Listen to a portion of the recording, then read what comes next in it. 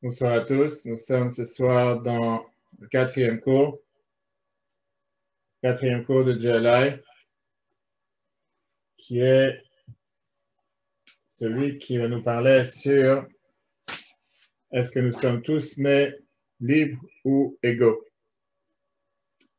On parle bien sûr des cadeaux du judaïsme à l'humanité pour tout celui qui se rappelle ce qu'on a vu jusqu'à présent, les derniers jours, je veux dire les dernières semaines.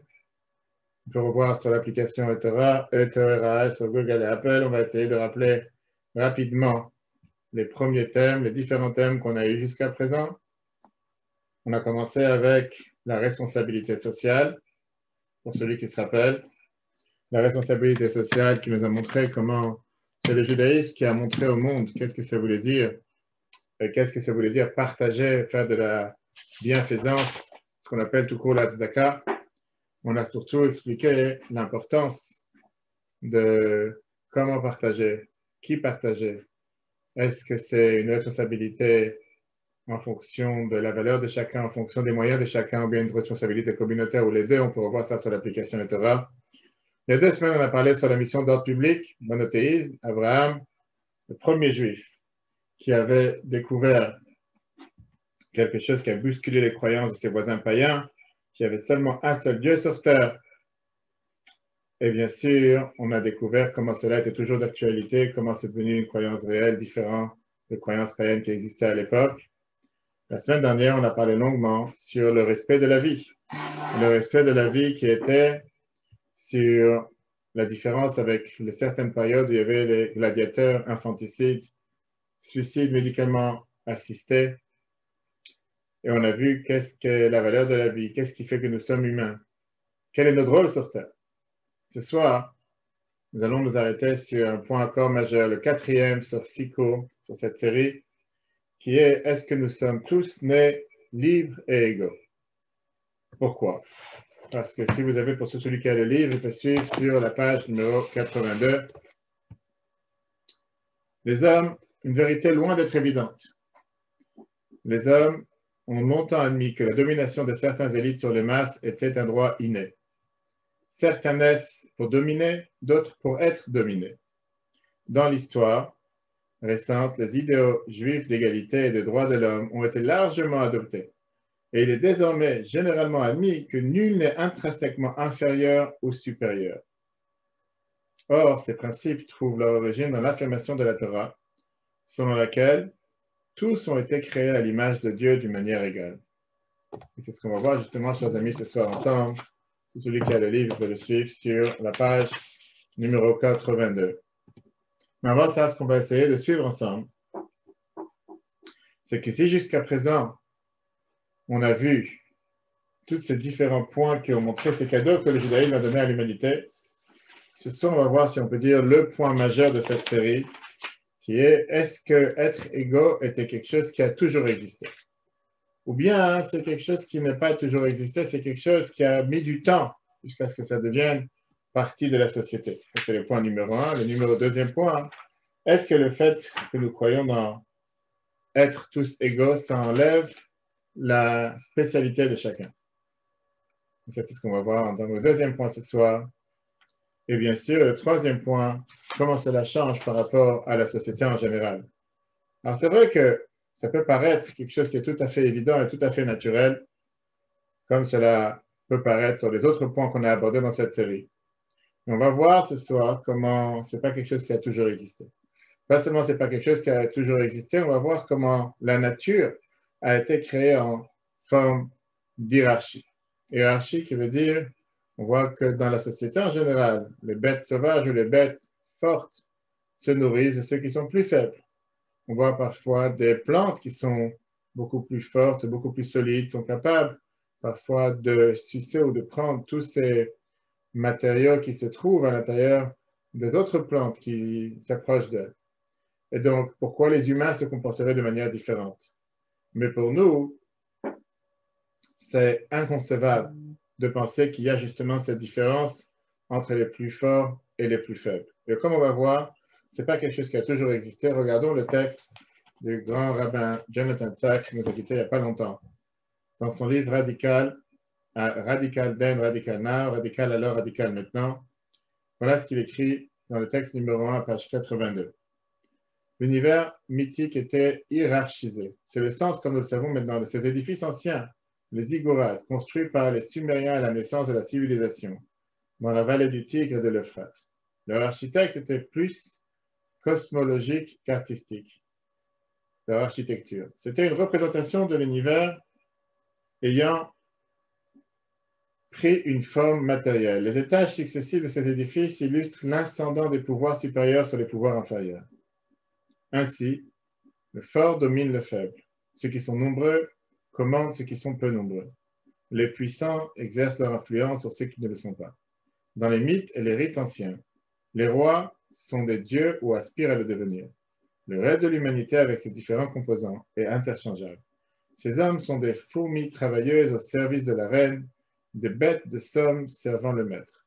Les différences entre les ranges et les catégories étaient aussi inévitables que celles qui existent entre les animaux se battant pour leur survie. De fait, il n'y avait là qu'une évidence. C'était la loi de la nature et ça, c'était la réalité. Ainsi conclut Jonathan Sacks. Qui veut dire, si on voit, on avance un peu plus loin avec les Grecs, regardons ce que nous écrit dans le texte numéro 2, Platon, dans la République, livre 3, 5e siècle avant l'ère vulgaire. Vous tous dans cette ville, vous êtes des frères, mais le Dieu qui vous a mêlé un peu d'or en ceux qui sont aptes à diriger, car ils sont les plus précieux. Il a mis l'argent en ceux qui sont accessoires, du fer et du cuivre en les fermiers et autres artisans. Pour la plupart d'entre vous, vous aurez des enfants qui seront comme vous. Mais parce que vous êtes tous apparentés, il peut arriver qu'un enfant d'argent naisse à un parent en or et vice-versa. Imaginons-nous un instant, aujourd'hui, quelqu'un dire une telle phrase, de quoi il aurait été, traité, comment on l'aurait nommé une personne pareille, si ce n'est pas raciste ou pire. C'est dire qu'il y a des personnes qui sont nées aptes à gouverner les autres. A priori, Dieu n'a pas donné cette puissance ou ce pouvoir à qui que ce soit. Alors, comment est-ce possible que quelqu'un peut venir et dire que certaines personnes sont nées avec de l'or, et c'est pour ça qu'ils sont plus importants, d'autres qui sont nés avec de l'argent, pour ça qu'ils sont moins importants, et d'autres qui sont faits de cuivre ou de bronze. Mais c'est ça que Platon, dans la République, il a traduit de manière la plus claire qu'une partie des personnes sont nées pour servir et une partie des personnes sont nées pour commander. La réalité, c'est qu'il n'y a pas besoin de s'étonner comment se fait-il qu'il y avait une telle vision du monde dans l'ancien monde. Parce que c'est comme ça, comme on l'a dit tout à l'heure, qu'était créée la nature. Mais plus que ça, la réalité, elle est que dans l'ancien temps, ça, c'était comment le monde était construit, que le plus fort est là pour subordonner le plus faible. Sans entrer maintenant dans un débat large sur la théologie de cette idolâtrie. Dans le monde vivait à l'époque beaucoup de rois et beaucoup de dieux. Et on pense qu'ils étaient pour eux beaucoup plus forts que les dieux les plus faibles, que les plus faibles devaient servir les plus forts. Et quand il n'y a pas d'égalité entre les gens, entre les personnes, automatiquement, ils se sentaient avec une supériorité sur les autres. Alors, comment on peut aspirer à une égalité entre les humains? Si les plus forts, ou bien si les dieux, les plus faibles, c'est ceux qui sont là pour servir les plus forts, pourquoi ça ne va pas être reflété sur la vie tout court, la vie de chacun d'entre nous, la vie de la société tout court? Pourquoi ça ne va pas refléter sur le comportement de chaque être humain, certain? Plus que ça, si on voit que ces dieux mêmes étaient totalement, non connectés avec le besoin ou les devoirs ou être au service de la personne la plus simple. Regardez comment, dans le texte numéro 3, Joshua Berman, qui a reçu son doctorat à l'université de Bar-Ilan, il écrit son ordination rabbinique du grand rabbinat d'Israël. Comment, selon les conceptions mésopotamiennes, ougaritiques et égyptiennes, l'homme du commun n'est pas le centre d'intérêt principal de Dieu. Seul est le roi. En Mésopotamie, les présages de malheur, comme par exemple une éclipse ou un tremblement de terre, justifiaient une action de la part des hommes dans le but d'apaiser les dieux. Pourtant, l'action reconnue était uniquement celle du roi. Il était le seul à réciter les prières, à offrir des sacrifices, à se raser la tête en signe de déférence. Du peuple, de façon générale, on n'entendait rien.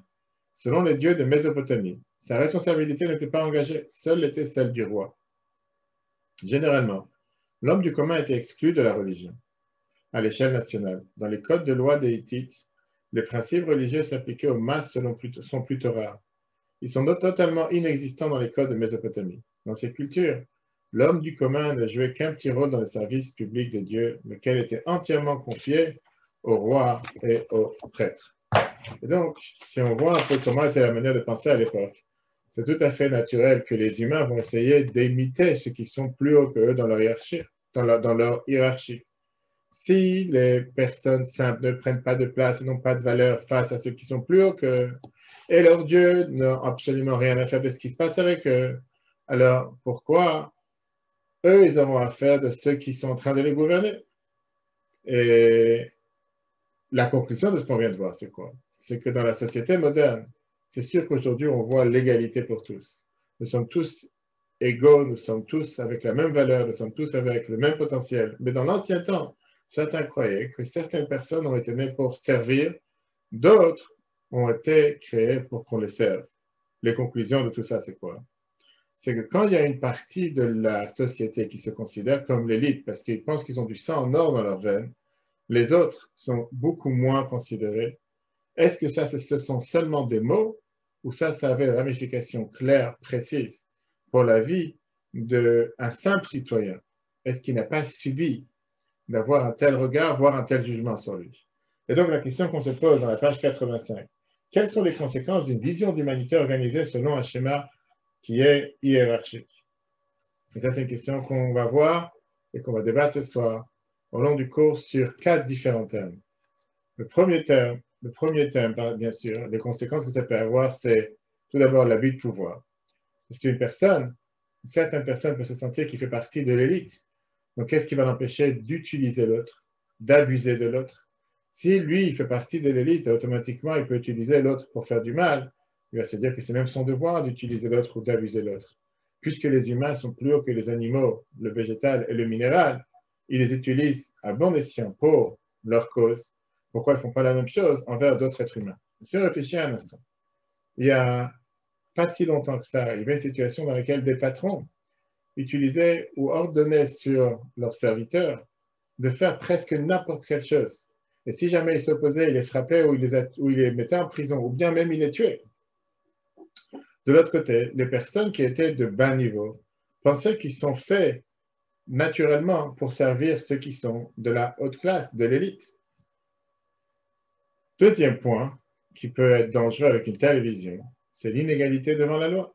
Dans l'ancien temps, si jamais tu avais un problème avec les gouvernants, les lois, ceux qui gouvernent le pays, il fallait mieux que tu fasses partie de l'élite. Parce que ceux qui faisaient partie de la classe, on va dire la classe base de la société, ils étaient punis de manière beaucoup plus grave sur leurs fautes. Pourquoi? Au final, ils étaient considérés comme s'ils ont beaucoup moins de valeur.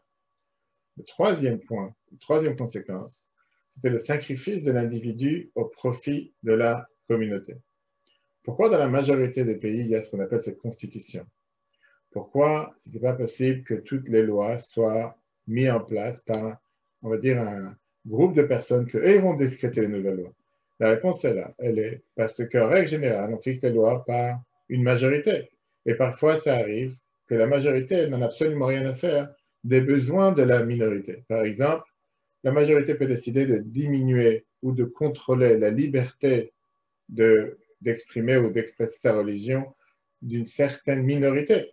La majorité des temps, elle peut même avoir la possibilité de décider qu'une personne qui est soupçonnée d'avoir fait quelque chose qui n'est pas bien, il ne peut lui attribuer aucun mérite. Et ça, c'est la troisième conséquence qui peut se passer quand la société, l'humanité, elle est organisée selon un schéma hiérarchique. Le quatrième point, c'est bien sûr le fait qu'il n'y a pas d'éducation universelle. Qui veut dire le fait on voit, ça a existé à travers le temps dans des groupes avec cette tendance naturelle de se focaliser sur le collectif et pas dans les détails. On voit ça par exemple à l'école. On voit ça quand dans l'école, pas seulement il a pu exister, où c'était beaucoup plus facile pour un prof de voir la classe en général, en global, que de voir ce qui se passe avec 25 élèves, chacun de manière individuelle. On peut voir ça aussi dans des grandes sociétés, dans des grandes entreprises qui considèrent la force de l'humain ou la force de l'entreprise, que c'est quelque chose de général, beaucoup plus que ce qui est par rapport avec tel employé ou tel employé. C'est quelque chose de tout à fait naturel. Maintenant, imaginons-nous un instant comment cela s'est passé dans l'ancien temps. Une personne quelconque, on va dire une personne lambda, n'avait aucune importance face à l'élite et face à ceux qui gouvernaient. Il était là pour les servir. Et donc, c'est sûr que ses droits pouvaient être bafoués face au public. On a un meilleur exemple qu'on a avec l'ancienne grecque, qu'il y avait toujours cette possibilité à portée de main d'avoir ceux qui étaient soutenus, on va dire, par la caisse publique pour qu'en cas de détresse, que ce soit en cas d'épidémie ou en cas de famine ou en cas de sécheresse, on pourra les sacrifier. De leur côté, c'était tout à fait naturel et tout à fait logique de sacrifier des gens qui, à leurs yeux, n'ont pas de valeur pour sauver la masse, pour sauver les gens importants. Et bien sûr, comme on vient de voir, le dernier point, c'est le manque d'éducation, puisqu'on sait très bien que la majorité de la civilisation dans l'ancien temps était une civilisation qui était analphabétique. Il y avait seulement les prêtres ou l'élite qui savait lire, qui savait écrire, et de là, ce qu'on a dans le mot, en général en anglais, le cléric, qui voulait dire en Égypte, les curés, le tafrachtumim, qu'on voit ça dans la Torah, qui arrivait ici deux sens. Le sens numéro un qui veut montrer le lien entre tout ce qui est, on va dire, l'intelligence et tout ce qui est cette élite, ceux qui savent lire, ceux qui savent écrire, alors que la majorité, la masse, n'est pas fait pour lire et écrire, ils doivent rester analphabètes. Ça, c'est ce qui s'est développé en règle générale à l'époque dans la classe, dans la société. Et c'est important de mentionner que parfois, on pense que les gens qui n'ont pas d'intelligence, c'est parce qu'on leur a demandé de travailler de manière forcée pour leur gagne-pain, juste pour survivre. Et pas seulement eux, mais même aussi leurs enfants. Mais c'est sûr que c'est difficile de dire que ça, c'est la seule cause. Parce qu'on voit qu'il y a eu des autres circonstances, des autres situations. On voit par exemple chez les Juifs. Les Juifs ont parfois difficilement survécu, même de manière financière. Et néanmoins, ils ont réussi, d'une manière ou d'une autre, à toujours garder ce système d'éducation. Quand une civilisation ou une société voit dans l'éducation une valeur importante, elle trouvera tous les moyens pour mettre en place cette éducation. Ça ne s'est pas passé dans les sociétés non juives dans l'ancien temps. Et la cause essentielle, c'est parce que l'élite et ceux qui gouvernaient, ils voulaient pérenniser cette ignorance qui existait dans les classes plus basses pour pouvoir continuer à les gouverner. Quelqu'un qui ne sait pas lire, qui ne sait pas écrire est très limité par rapport à ses possibilités d'arriver à des niveaux très élevés ou très avancés. Donc, si on revoit les 4 points, on peut le voir sur la page 86, dans le tableau 4.1, les conséquences de la hiérarchie sociale. D'abord, la maltraitance de ceux qui sont sans pouvoir. Deuxièmement, la diversification des lois selon les personnes. Troisièmement, le sacrifice de l'individu au profit de la communauté. Quatrièmement, manque d'une éducation universelle. Mais ce n'était pas seulement chez les païens que ça existait dans l'ancien temps, ce mode de vie. On voit que ça s'est passé aussi plus tard. La Torah, elle avertit, on va tout de suite voir, même dans la Torah nous dit clairement que plusieurs fois des Juifs ont subi un tel sort parce qu'ils imitaient la conduite des nations à l'époque. Regardons dans le texte numéro 4 avec Ézéchiel. Ézéchiel nous raconte, chapitre 18, verset 11-12, page 87. Il ne fit aucune de ces bonnes actions. Au contraire, il consomma les sacrifices offerts sur les autres montagnes et il souilla l'épouse de son prochain. Il abusa le pauvre, celui qui est dans le besoin, commis des vols, ne restitua pas le gage et il leva les yeux vers les idoles. Malheureusement, les Juifs ont appris de leurs proches à se comporter avec cette manière de voir. Ils ont été influencés et ça a changé leur vision face au monde et face à l'humanité tout entière. À tel point qu'ils ont pris les mauvaises valeurs qui existaient. Le fait qu'ils ont adopté ces mauvaises valeurs, automatiquement, ils ont commencé à utiliser aussi les personnes beaucoup plus faibles. Ce n'était pas quelque chose qui était monnaie courante, c'était quelque chose qui était très rare. Et c'est pour ça que le prophète Ézéchiel, il vient les réprimander en disant que c'est pas comme ça qu'on doit se comporter. Parce qu'on va tout de suite voir plusieurs versets de la Torah qui nous montrent comme quoi la Torah elle attend de nous de se comporter envers l'autre de manière totalement différente.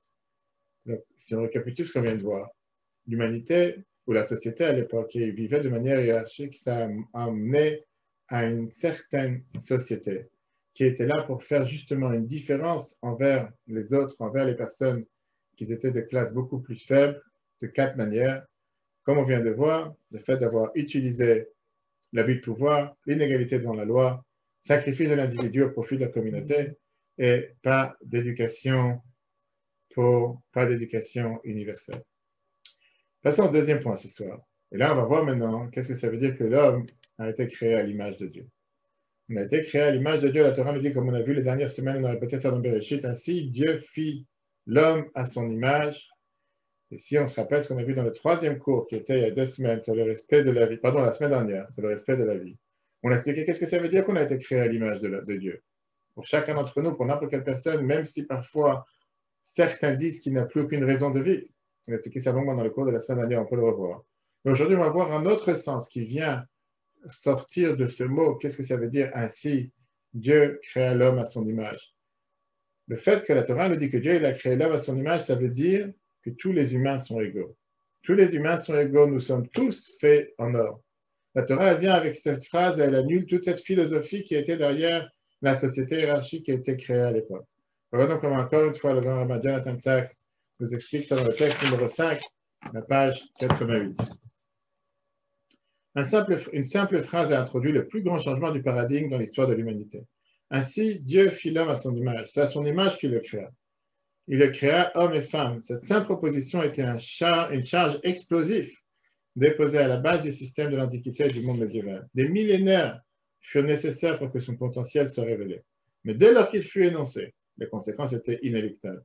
Les grands idéaux qui ont transformé l'Occident en ont découlé le caractère sacré de la vie humaine. Et donc, la dignité de la personne, les droits de l'homme, la souveraineté de la justice, l'application de la règle des droits et l'idée d'une société libre. Rien n'aurait pu plus clairement défier toute logique. Les rois, les dirigeants, les empereurs, les pharaons étaient l'image de Dieu que le monde de l'Antiquité connaissait le plus clairement. Affirmer que tous les hommes par cette image était à proprement parlant quelque chose qui s'appelait une révolution. Et oui, en effet, c'était une révolution. Mais le problème est maintenant la contrepartie. Parce que si on est tous égaux face à l'image de Dieu, puisque Dieu nous a créés à son image, donc nous sommes tous égaux, on pourrait parfois arriver à la conclusion que nous sommes en trop. Qu'est-ce que ça veut dire que nous sommes en trop? On pourrait penser que, très bien, puisqu'on est tous égaux, si tous les hommes sont créés à l'image de Dieu, alors peut-être je suis inutile. Puisqu'il y a énormément de personnes exactement comme moi, donc je n'ai plus aucune valeur. Dans un monde où l'or se trouve dans n'importe quel endroit, elle n'a pas trop de valeur. Et la réponse elle est très simple. Puisque Dieu nous a créés à son image, ça ne peut pas exister une personne inutile. Il ne peut pas exister une personne qui n'a pas de valeur. De la même manière qu'on ne peut pas dire que Dieu est en trop, on ne peut pas dire que quelque chose qu'il a créé à son image, lui, il est en trop. Parce que chaque être humain a son étincelle divin qui est unique à lui, le rôle pour lequel il a été créé et que seulement lui peut le remplir. Et dans la vie précédente, on dit que les juifs comme les non-juifs ont leur mission que Dieu leur a donnée sur terre. Bien sûr, une mission différente. Cela ne veut pas dire une mission inférieure. Nulle part dans la Torah, c'est écrit que les non-juifs sont inférieurs aux juifs. On a une mission différente, mais chacun a sa mission sur terre. Malgré que nous sommes créés tous à la même image, il n'y a pas un d'entre nous qui est remplaçable, et il n'y a pas un qui n'a pas de quoi contribuer à la société. Alors, si jamais on ne va pas faire notre devoir, automatiquement, c'est un manque qui ne sera pas complet, qui ne sera pas rempli par quelqu'un d'autre. Parce que ça, c'est ce que ça veut dire que nous avions été créés à l'image de Dieu, de la même manière que Dieu n'est jamais en trop. Aucun être humain, aucun individu sur terre n'est jamais en trop. Et dans le prochain texte de la Mishnah Sanhedrin, on va voir comment la Torah, elle, justement, juxtapose ces deux valeurs qui sont la valeur d'un côté que nous sommes tous égaux, et de l'autre côté, l'individualité de chacun. Et comment ça se juxtapose de la plus belle manière possible, avec la question que la Gemara demande. Pourquoi Dieu il a créé toute l'humanité à partir d'un seul homme? Un Adam. Adam Arishon n'est pas à partir de plusieurs hommes. Regardons le texte numéro 6, la Mishnah Sanhedrin, chapitre 4. À l'origine, on fut créé unique pour t'enseigner 4 choses. Tout d'abord, t'enseigner que celui qui a anéanti une seule vie est considéré comme s'il avait détruit le monde entier. Que celui qui sauve une seule vie, lui, il est à ce moment-là considéré, celui qui sauve une seule vie, il est considéré comme s'il avait préservé le monde entier. 2. Maintenir l'harmonie parmi les hommes, afin que nul ne puisse dire à son prochain, mon Père est plus grand que le tien. 3. Que les hérétiques ne puissent pas prétendre que le ciel est peuplé de nombreuses divinités, ayant chacune créé un autre homme. Et 4. Proclamer la grandeur de Dieu, car lorsqu'un homme frappe plusieurs pièces de monnaie dans la même moule, tous sont identiques, alors que Dieu façonne chaque homme à l'image d'Adam, le premier homme, mais malgré cela, nul n'est identique à son prochain. Et enfin, c'est la raison pour laquelle chaque personne doit proclamer Le monde a été créé pour moi. Qu'est-ce qu'on vient de voir dans ce texte, pardon. On voit comment le sage nous apporte ici 4 raisons pourquoi Dieu il a décidé de créer l'humanité à partir de la même personne. Comme on vient de voir, tout d'abord pour maintenir l'harmonie parmi les hommes, le fait que personne ne peut venir et dire que si jamais au départ Dieu aurait créé beaucoup de personnes, on aurait pu dire que un il vient des premiers, l'autre il vient des deuxièmes. Et donc ça aurait peut-être ouvert une porte face à une certaine supériorité envers les autres. Non, la Torah me dit non, nous sommes tous égaux. Puisqu'on est tous égaux aux yeux de Dieu, Dieu il a voulu montrer ça par ça qu'il a créé une seule source à l'humanité tout entière. De l'autre côté, comme on a dit tout à l'heure, ça vient aussi montrer le rôle que chacun nous avons. Puisque la Torah dit tout celui qui sauve une vie, c'est comme s'il vit, il sauve tout un monde. Ça va bien te dire, nous sommes tous uniques. Pas seulement nous sommes tous uniques, nous avons tous notre devoir, nous avons tous notre rôle à jouer sur cette planète. Nous avons tous notre mission à jouer sur cette planète. Dieu n'a pas créé une chose en vain. Si je suis sur cette planète aujourd'hui, si Dieu m'a donné ma mission aujourd'hui, ça veut dire que Dieu, il a décidé qu'il y a une seule chose, qu'il n'y a que moi qui peux le faire et personne d'autre. Et pour ça, je suis exactement comme Adam. De la même manière qu'il était unique sur cette planète, c'est exactement la même chose avec chacun d'entre nous. Chacun d'entre nous a sa mission quotidienne que seul lui peut la remplir et personne d'autre. Et donc, avec la deuxième raison qu'on vient de voir, ça vient accentuer ce qu'on a dit que nous sommes tous égaux. Parce que d'un côté, c'est vrai que nous sommes tous égaux, et puisque nous sommes tous égaux, nous avons tous une mission. Nous avons tous le devoir de remplir cette mission. Même la dernière raison qu'on vient de mentionner dans la Mishnah, de proclamer la grandeur de Dieu. Pourquoi penser que quelqu'un serait différent des autres? Comment la grandeur de Dieu sera par ça qu'il a créé tout le monde d'une seule personne? La réponse, elle est le fait que nous avons tous cette spécialité, le fait que nous avons tous cette force que Dieu a créée, chacun de manière individuelle avec sa mission individuelle. Ça vient montrer la grandeur de Dieu, qu'il est capable de créer une personne unique et lui donner toute sa valeur, sans minimiser de la valeur de celui qui a été créé juste avant ou juste après. Maintenant, on va comprendre pourquoi le Mishnah nous dit Bishvili nivra olam, le monde a été créé pour moi. Mishnah qui nous dit ça de manière si belle. Et la Chassidut explique que Chayav Adam Lomer, un homme a le devoir de dire que le monde a été créé pour moi. Parce que quelqu'un il pourrait parfois exprimer ça de manière totalement erronée en pensant que c'est de l'orgueil. Et c'est vraiment ce qui s'est passé plusieurs fois dans la société avec l'hierarchie sociale, que les plus forts utilisent et abusent les plus faibles. Mais ça, ce n'est pas notre cas. Bien, la Torah te dit, qu'est-ce que ça veut dire que le monde a été créé pour moi? Comment tu es responsable, comment tu as une responsabilité, ça fait appel à l'homme. Ça me donne le devoir d'agir, et pas seulement d'agir, mais de se dire que si jamais tu ne vas pas agir, à ce moment-là, tu es en train de commettre une erreur face à la mission que seulement toi, tu peux remplir et personne d'autre. Cette responsabilité sociale te garde humble. Parce que le fait que le monde il a été créé pour toi, ça veut dire que tu as une mission sur Terre. Et si tu as une mission, tu as le devoir de l'accomplir. Et donc, si on s'arrête et on récapitule ce qu'on vient de voir, la Torah, elle fixe le fait que l'homme, elle a été créé à l'image de Dieu. Ça vient faire passer le message que puisque nous sommes tous égaux face à tous les humains sur Terre, il n'y a pas non plus une personne qui est en plus. Chacun, il a son rôle et chacun, il a son but. Maintenant, on va comprendre, puisque cette image à laquelle nous avons été créés, l'image de Dieu à laquelle nous avons été créés, vient de montrer la spécialité et l'importance de l'individu. Et néanmoins, ça enlève le sentiment de se sentir en trop. Maintenant, on va comprendre quel est le rôle du peuple juif. Dieu a créé le monde d'une manière que l'humanité a beaucoup de détails. L'humanité tout entière n'est pas un seul bloc. De la même manière qu'un corps est fait de plusieurs parties. Chacun a son rôle, chacun a son but.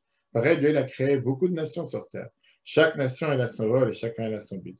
Dans une merveilleuse lettre, l'Rabbi il écrit ça, il explique ça de manière très belle, dans une lettre qu'il a écrite le 12 Shvat 1984. La Torah nous enseigne que Dieu il a donné un rôle particulier aux enfants d'Abraham. Et pour ça, il a demandé au peuple juif de créer une société particulière, avec une tradition particulière, avec une vision du monde particulière, avec un comportement particulier. On ne va pas voir maintenant aujourd'hui quelle est la spécialité du peuple juif, on a vu ça longuement dans le cours de la semaine dernière. Mais ce qui nous intéresse, c'est de comprendre que le fait qu'il y a plusieurs peuples avec plusieurs rôles, ça ne vient en aucun cas contredire le fait que Dieu a créé l'humain à l'image de Dieu, à son image. Et si on voit comment la Torah nous montre cette approche, on va voir comment la Torah nous montre comment le fait que nous sommes tous égaux, c'est une pensée qui est tellement juive. Dans beaucoup d'endroits dans la Torah elle essaie de tout faire pour justement qu'il n'y ait pas et jamais cette erreur de penser à un instant que même dans la société juive, il y a différentes valeurs. Par exemple, on voit la phrase que Moshe il dit au peuple juif, Varim, dans le Deutéronome, chapitre 29, verset 9, dans le texte 7a, qui se trouve sur page 90. Vous vous tenez tous en ce jour devant l'Éternel, votre Dieu, vos chefs de tribu, vos anciens et vos officiers, chaque homme d'Israël.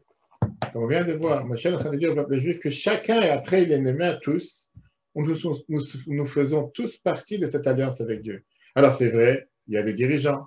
Moshe les énumère, la Torah, elle voit dans les dirigeants quelque chose d'important. D'ailleurs, ça c'était la cause de l'erreur de Korach envers Moshe et Aaron.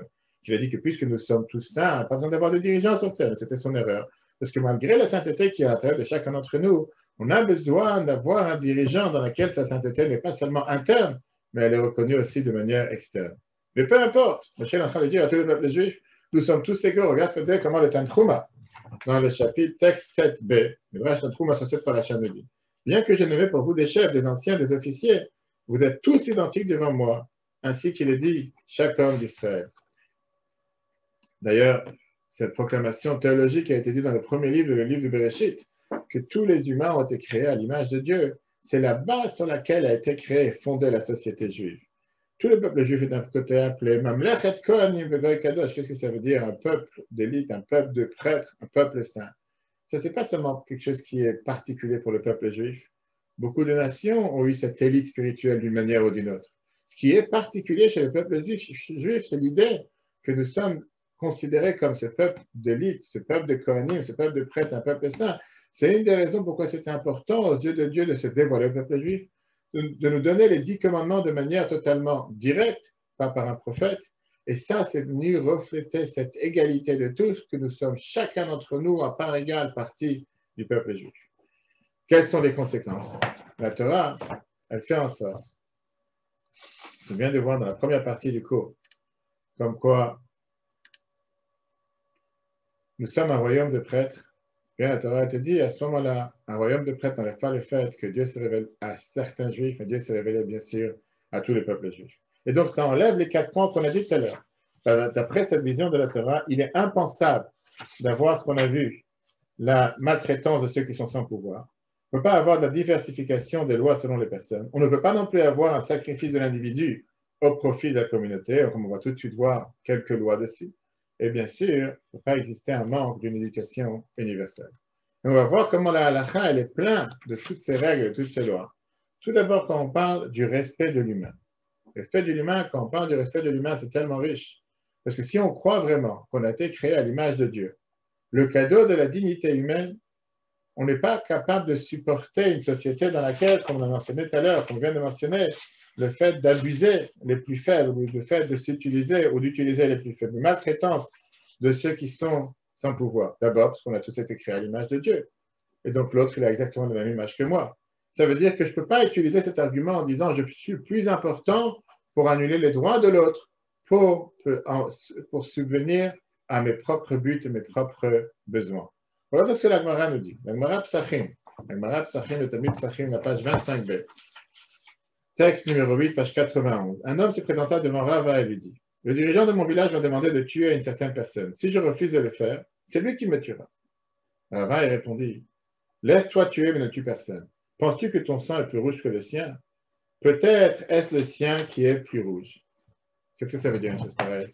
Si tu parles de la croyance païenne à l'époque, celui qui a posé la question, il aurait pu répondre beaucoup de réponses à la question de Rava, en disant oui, mon sang il est plus rouge parce qu'il est fait d'or, peut-être il est fait que d'argent. Bien, mon sang il est plus rouge parce que j'ai plus de pouvoir, j'ai plus de moyens. Mon sang il est plus rouge parce que je décide de le regarder de telle et telle manière. Et ces réponses auraient peut-être été acceptées. Mais au moment où on sait que tous les humains ont été créés à l'image de Dieu, malgré toutes les différences qui existent parmi les humains, à ce moment-là, cette valeur basique entre les humains ne change pas. C'est impossible de dire que le sang d'un l'un est plus rouge que l'autre, parce que ça n'existe pas un sang qui est plus rouge de l'un que l'autre. La deuxième cause qu'on a vue tout à l'heure, la deuxième raison qui a été diversification des lois selon les personnes. On voit par rapport à celui qui est né à l'image de Dieu, automatiquement il mérite un certain respect. Regardons comment c'est écrit dans le texte numéro 9.1. Dans le Sifra, Torah de Kohanim, donc de Shem, deuxième paracha, chapitre 2, verset 4. Rabbi Akiva a dit, tu aimeras ton prochain comme toi-même. Rabbi Akiva a dit, c'est un grand principe de la Torah. Ben Azaï dit, le verset dans Bereshit dit, voici l'écrit présentant les descendants d'Adam, créés à l'image de Dieu. Ce principe est le plus grand que le précédent. Pourquoi Ben Azaï pense que le deuxième verset, que le premier verset, le verset qui est écrit dans Bereshit, voici l'écrit présentant les descendants d'Adam est plus important que tu aimeras le prochain comme toi-même. Le Ravad, qui était le Rabbi Avraham Ben David, le kabbaliste et auteur, qui fut le Rav de Poskia de nos jours, Vauvert dans le Gard, était connu en particulier pour ses notes critiques sur les Mishneh Torah de Rambam. Il écrit la phrase suivante. Le premier verset demande uniquement d'aimer son prochain comme soi-même. En effet, la personne qui a été humiliée, maudite, détroussée ou battue pourrait penser qu'elle peut se permettre à son tour d'humilier, de maudire, de détrousser et de battre. C'est pour cette raison que la Torah dit dans les versets dans Bereshit, et il le fit à l'image de Dieu. Ainsi, qui humilies-tu? Qui maudis-tu? L'image de Dieu. C'est pour cela que ce principe est plus grand que le premier. Qu'est-ce qu'on voit ici? On voit que la Torah te dit clairement que ça n'existe pas une personne qui peut venir et dire « moi j'ai plus de valeur que l'autre ». C'est bien d'aimer les autres comme soi-même, mais parfois ça peut avoir ce qu'on appelle une connotation négative. Pourquoi une connotation négative? Parce que si tu dis « aime ton prochain comme toi-même », ça veut dire comme tu souhaites être considéré. Alors que quand tu dis que la personne est née à l'image de Dieu, automatiquement cette personne elle est obligée d'être traitée seulement avec respect. Tu n'as pas le devoir, tu n'as pas le droit de demander que quelqu'un d'autre va subir, même si toi tu as subi pour ça souffrir, même si pour toi tu as souffert, tu n'as pas le droit à cause de ça de faire souffrir quelqu'un d'autre. Parce que la deuxième personne, ce n'est pas quelqu'un de ce monde, il vient refléter Dieu et tu dois te comporter envers lui de la même manière. Le deuxième point qu'on a vu tout à l'heure, qui était parmi les croyances anciennes, qui était la diversification selon des lois selon les personnes. On a vu qu'il y avait une sorte de loi pour la classe supérieure et une deuxième loi pour la classe inférieure. On voit encore une fois comment la Torah l'interdit. Regardons dans le texte numéro 10. La Torah dans Vayikra, chapitre 19, verset 15. Ne faites pas d'injustice dans les jugements. Ne sois pas partial envers les pauvres. Ne favorise pas le grand. Juge ton prochain comme toi-même. Qui veut dire, juge ton prochain dans la droiture. Ça, c'est ce que ça veut dire être à l'image de Dieu, le cadeau de l'égalité devant la loi. La Torah ne te permet pas ici d'avoir ce qu'on appelle une injustice dans le jugement. D'un côté, la Torah te dit tu ne peux pas non plus favoriser le riche, parce que parfois dans la société, certaines personnes vont dire que plus quelqu'un a plus de moyens, il a plus d'importance, il doit être favorisé, ce qui va parfois se passer avec la crainte des juges qui vont vouloir se venger de telle ou telle personne. Mais on préfère valoriser plus la personne qui est à un certain niveau. La Torah, elle est 100% contre. La Torah, peut-être que la société va lui donner une importance spéciale, mais il est égaux exactement en face et envers chaque personne sans différence. Il n'a pas plus d'importance et donc on ne pourrait pas le juger, on ne pourrait pas non plus l'attribuer une certaine importance en fonction de son niveau social. De l'autre côté, la Torah vient te dire la même chose, ne pas être partial envers les pauvres. Tu veux dire, parfois tu vas dire, puisque l'autre il est pauvre, il a peu de moyens, il a des difficultés, alors on va pouvoir peut-être faire en sorte que la loi ne soit pas la même pour lui. La Torah te dit non. D'un côté, tu ne peux pas favoriser le riche, mais ce n'est pas pour autant que tu peux être partial envers le pauvre. Pourquoi? Parce que les deux ont été créés à l'image de Dieu. Et donc, d'un côté, tu ne peux pas user les uns ou abuser des uns, et de l'autre côté, tu ne peux pas non plus aider en plus les autres. Et c'est pour ça que la Torah, elle te dit, qu'est-ce que ça veut dire que la justice est aveugle?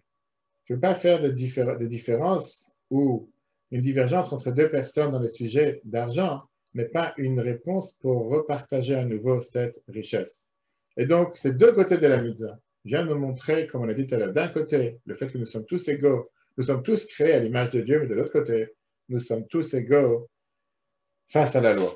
Le troisième point qu'on a vu tout à l'heure, qui était ce qu'il y avait l'habitude à l'époque d'avoir les sacrifices de l'individu au profit de la communauté.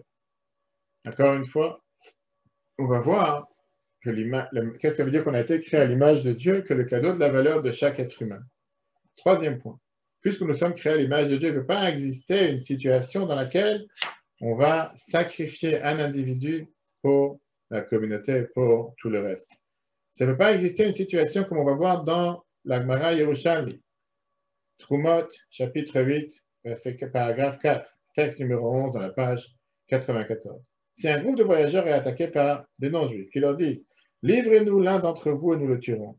Sinon nous vous tuerons tous, on ne livrera pas une seule âme même s'ils doivent tous mourir. Cette halakha, elle a ici 3 points majeurs. Qu'est-ce que ça veut dire on ne livrera pas une seule âme, même si on doit tous mourir? Tout d'abord, livrer une seule âme, ça veut dire qu'il y a ici ce qu'on appelle une complicité de meurtre. La Torah vient te dire que ça ne peut pas participer à aucun meurtre, c'est impossible. Comme on l'a parlé longuement la semaine dernière, dans le cours du respect de la vie, que je conseille vivement de revoir sur l'application de la Torah.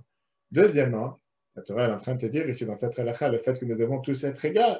Nous devons tous être l'égalité, être égaux, puisque nous sommes tous créés à l'image de Dieu. Nous sommes tous égaux.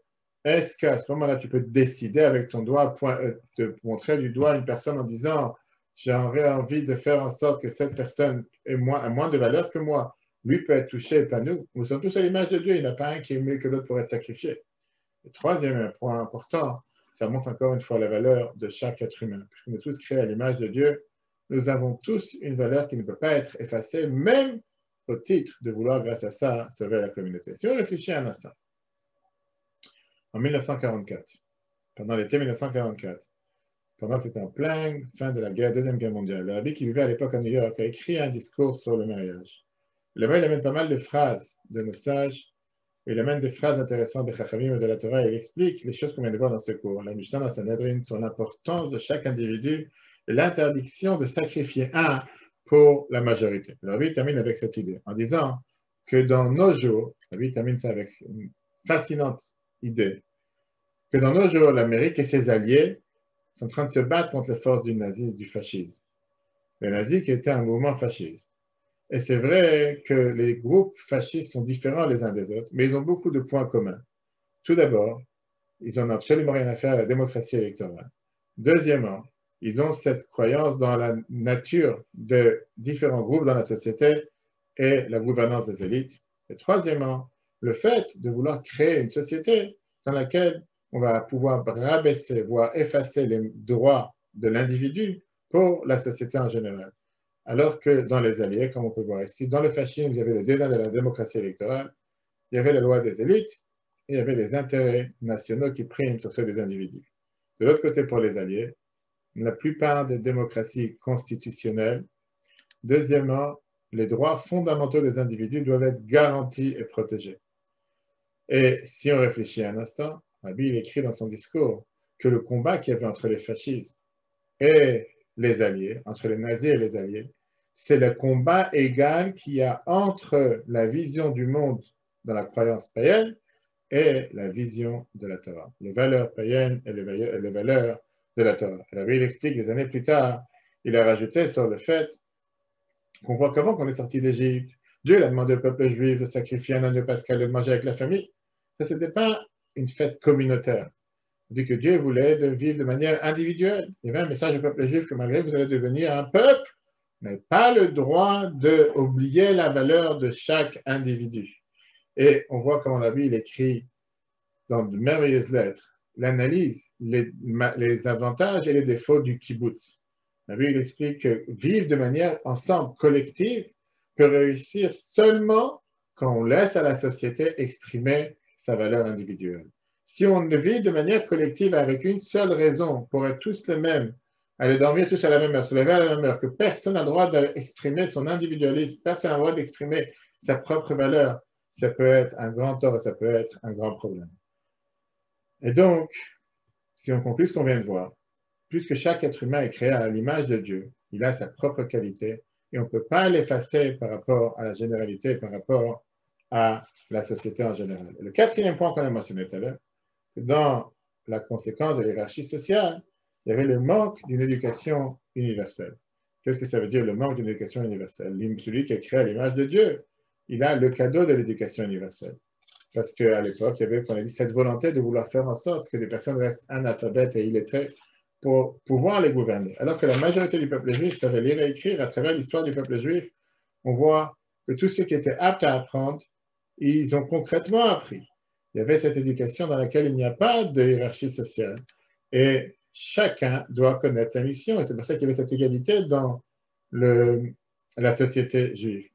Jamais empêcher des gens d'apprendre. Et au contraire, on avait toujours le devoir d'apprendre et de faire le maximum pour pouvoir apprendre. Et ça, c'était fait à travers l'histoire, à travers les valeurs éthiques et morales que la Torah nous a données. le but de chacun d'entre nous d'être attaché à la Torah. C'est pour ça qu'on avait tous le devoir d'apprendre, d'enseigner et de transmettre. L'éducation, c'est une des valeurs majeures, essentielles qu'il y a dans le judaïsme, à tel point que ça existe dans la paragraphe de la prière le plus important qui est le Shema Israël.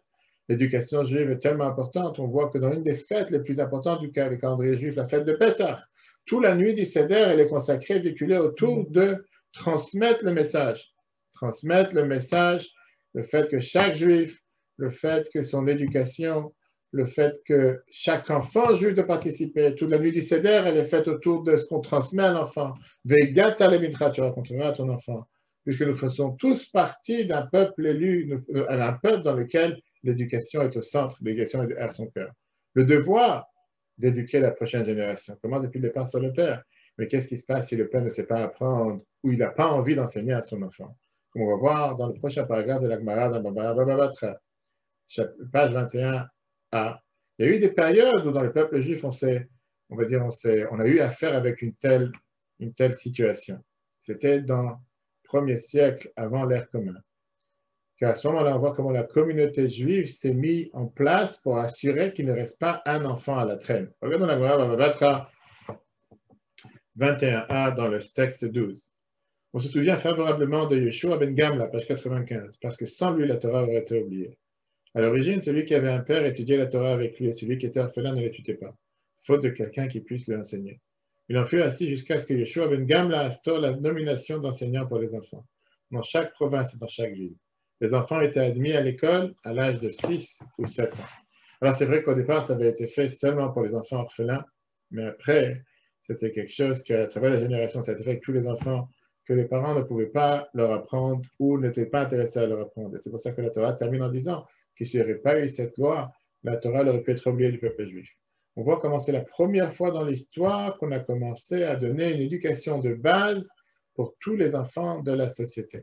Ça, c'est devenu un fait qui a été gardé dans les périodes les plus dures du peuple juif. Regardons le texte numéro 13, écrit par Cecil Rhodes, un historien juif originaire du Royaume-Uni.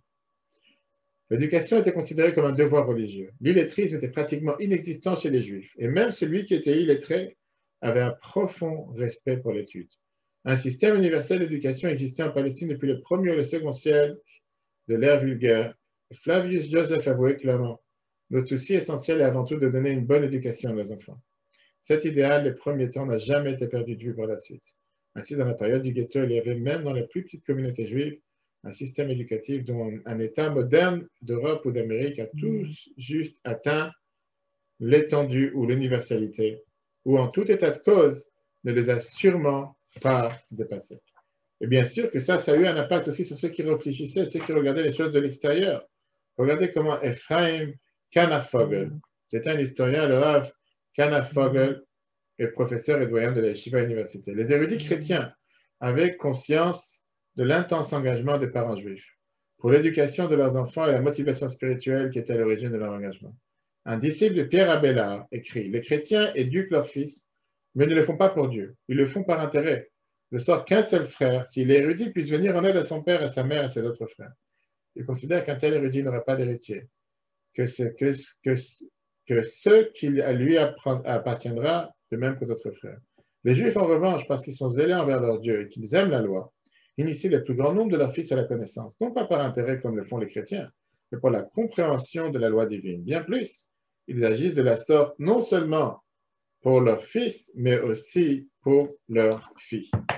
Voilà ce que nous écrit notre cher Ephraim Kanafogel en regardant ce qui se passe de l'extérieur. Ce qui veut dire, on voit comment la société juive a toujours été créée d'une manière de donner la possibilité aux enfants de faire en sorte qu'ils aient la possibilité de recevoir l'éducation et la connaissance. Regardons maintenant cette merveilleuse vidéo qui va nous montrer comment cette égalité qui existait dans sa source dans la Torah, droit égal pour tous, comment ça s'est développé à travers le temps, ce qui n'était pas du tout au départ dans la chrétienté, dans la religion chrétienne catholique, et comment au fur et à mesure des années, jusqu'au 16e, 17e siècle, cela s'est développé pour le bien de l'humanité tout entière.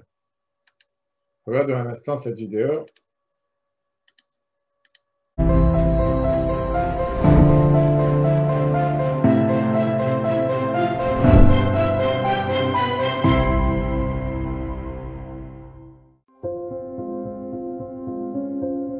Since the dawn of civilization, it was considered self-evident that humans are inherently unequal, and that those with power or pedigree may control, abuse, and destroy the weak.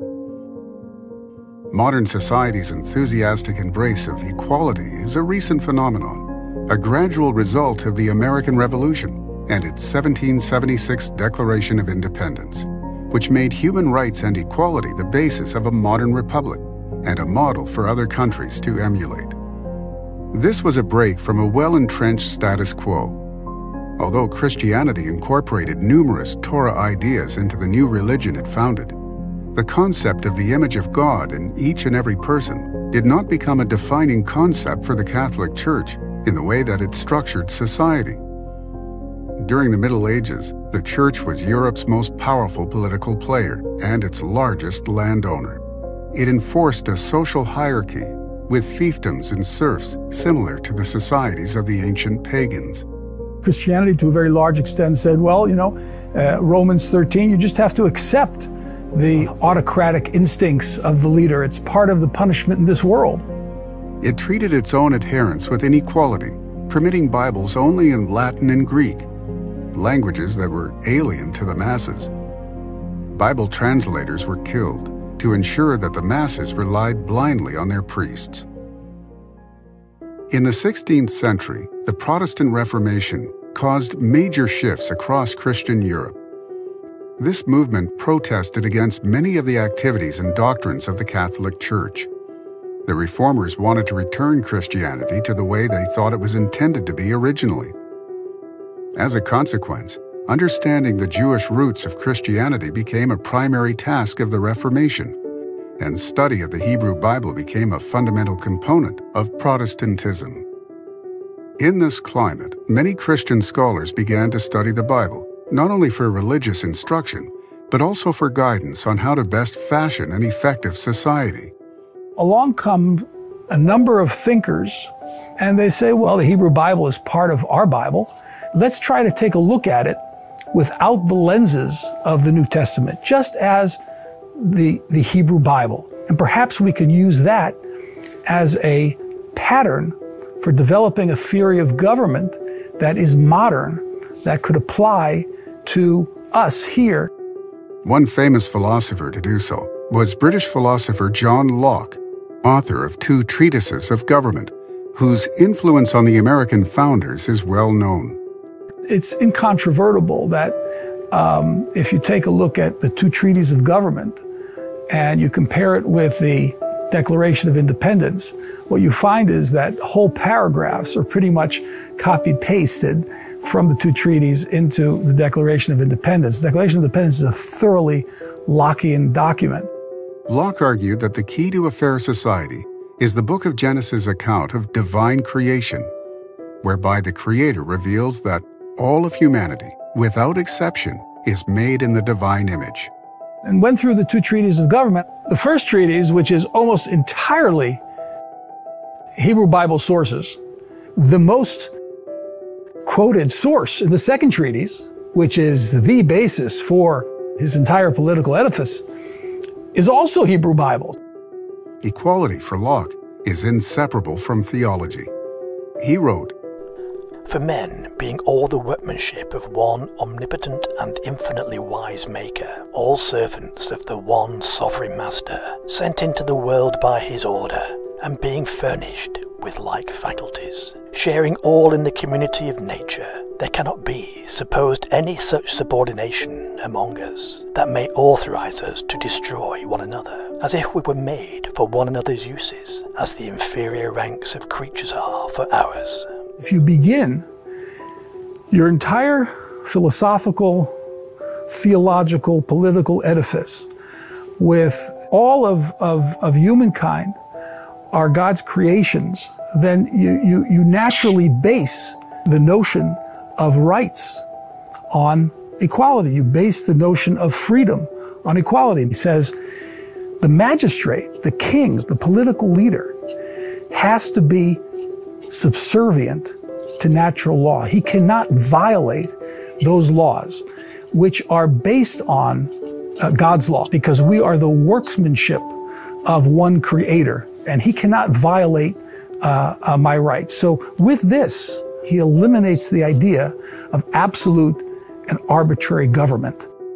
From the Torah to Locke, from Locke to the Founding Fathers, and from America to the world, equality is another one of Judaism's precious gifts to the world.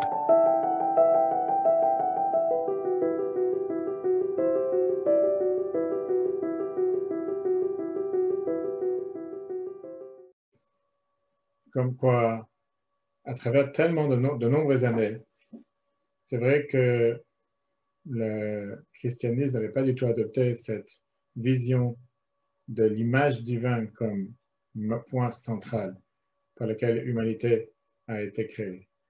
Mais avec tout ce qui a eu la Réformation, beaucoup de gens se sont tournés, comme on vient de voir John Luke, sur la Bible hébraïque pour apprendre comment construire une société constructive. Et de là, ça s'est développé au monde entier, comme on vient de voir dans cette magnifique vidéo. Alors aujourd'hui, ces droits égaux sont littéralement acceptés par tout le monde. Mais comme on vient de voir dans la Déclaration d'indépendance des États-Unis, c'est surtout beaucoup plus accentué sur le mérite. D'autres personnes n'ont pas le droit d'enlever ma vie, d'autres personnes n'ont pas le droit d'enlever ma liberté, ou moi j'ai le droit d'aspirer à la liberté ou au mérite, ou bien parfois c'est accentué sur le devoir. J'ai un devoir, les autres ont un devoir de m'aider à pouvoir trouver un travail ou n'importe quelle autre chose. Mais la Torah, la différence entre le droit et la Torah, c'est que ce que les autres doivent faire pour moi, ou bien ce que moi je dois faire, en deux mots, quel est mon devoir. Celui qui voit comment la Torah, elle a mis les phrases tout au départ, dans Bereshit, on a vu ça il y a quelques semaines. La Torah nous passe un message qu'on a un rôle sur Terre. On n'est pas là juste pour être assisté, on a un rôle d'agir. Pourquoi Dieu a créé l'humain à son image? C'est pas pour se lever le matin et penser qu'est-ce que les autres n'ont pas le droit de me faire, ou bien qu'est-ce que les autres ont le devoir de faire pour moi. Mais la question essentielle qu'on doit se poser, c'est qu'est-ce que moi je dois faire? Quel est mon rôle? Quelle est mon obligation face au Créateur?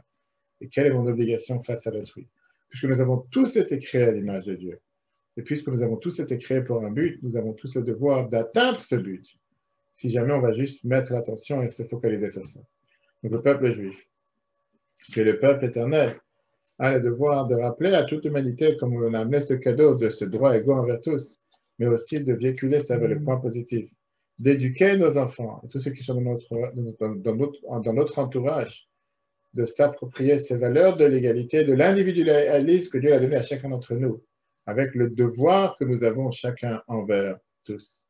Et donc si dans le premier cours, on a vu l'importance qu'on a avec la bienfaisance, qu'on a vu la responsabilité sociale, ici on voit comment ça s'est impliqué énormément dans le texte de la Gemara Sota par rapport à le devoir que nous avons aussi envers tous. Regardons dans ce texte de la Gemara Sota, texte 16. Tout comme Dieu vêtit celui qui est nu, comme l'indique le verset dans Bereshit 3.21, l'Éternel Dieu fit à Adam et son épouse des tuniques de peau et les en vêtit. Faites-en de même et vêtez ceux qui sont nus. Tout comme Dieu rendit visite aux malades, comme l'indique le verset dans Bereshit 18.1. Dieu apparut à Abraham dans les plaines de Mamré, faisant de même et rend visite aux malades. Tout comme Dieu consola les endeuillés, comme l'indique le verset, et ce fut après le décès d'Abraham, Dieu bénit Yitzhak son fils, faisant de même et console les endeuillés. Tout comme Dieu a enterré les morts, comme l'indique le verset dans Devarim 34.6, et Dieu enterra Moshe dans la vallée, faisant de même et enterre les morts. Et donc, qu'est-ce que ça veut dire que nous sommes créés à l'image de Dieu? C'est pas seulement pour avoir ici, ce qu'on a dit tout à l'heure, une source d'avoir une liberté de choix, une liberté de penser, une liberté de tout simplement de qui nous sommes. Être à l'image de Dieu, c'est qu'on a le potentiel de se comporter comme Dieu. On doit tendre la main à tous ceux qui sont dans le besoin. C'est ça qu'on prend cette responsabilité et qu'on va amener cette image de Dieu envers tous, automatiquement, pas pour qu'est-ce qu'on peut avoir, recevoir encore, de prendre la responsabilité envers les autres. À ce moment-là, il va s'exprimer dans la vie de nous tous et on va rendre ce monde un monde meilleur. C'est jusqu'à présent, on a vu dans ce cours, avant de passer au point clé du cours, on a vu les valeurs que le judaïsme a données en termes de responsabilité, de but, d'espoir, sainteté, respect de la vie et égaux. Dans le prochain cours, on apprendra, si Dieu veut, lundi soir prochain, la sainteté du Shabbat. Et comment le Shabbat a changé le monde et transformé notre existence, quelque chose qui n'était pas facile au départ et qu'aujourd'hui c'est devenu monnaie courante de tous. On termine dans le cours avec les points clés. D'abord, la société moderne considéraient l'égalité comme une valeur fondamentale alors que les anciens rejetaient ce concept, croyant réellement que certaines personnes étaient nées pour dominer et d'autres pour être soumises. Numéro 2. Les idées discriminatoires conduisent à des pratiques discriminatoires chez les anciens. Ceci eut pour effet de maltraiter les classes inférieures en traitement inégalitaire devant la loi, de violer les droits de la personne et de provoquer un illetrisme de masse. La Torah enseigne que chaque homme fut créé à l'image de Dieu. Il en résulte 2 enseignements. À tous son égaux. B. Nul ne peut être considéré comme inutile. 4. En application de ces enseignements, la loi juive A. Interdit les mauvais traitements. B. A instauré l'égalité devant la loi. C. Protège les droits fondamentaux. D. Prône l'éducation pour tous. 5. Plusieurs philosophes du XVIIIe siècle qui n'enseignaient que tous les hommes sont égaux ont été influencés en cela par la Torah. 6. La création de tous les hommes à l'image de Dieu fait la preuve que tous ont été créés afin de remplir une mission. Chacun doit, dans le cadre de responsabilités qui lui sont confiées, embrasser ces principes d'individualité et d'égalité qui nous ont été donnés par Dieu. Avec ça, chers amis, on a fini ce 4e cours. Si Dieu veut, le cours sera en replay sur l'application eTorah, sur Google et Apple. Pas mal d'autres choses que vous pouvez lire dans les livres. La semaine prochaine, on verra si Dieu veut comment Shabbat a transformé l'humanité tout entière, comment le Shabbat a changé le monde. Très bonne soirée à tous et si Dieu veut, à la semaine prochaine.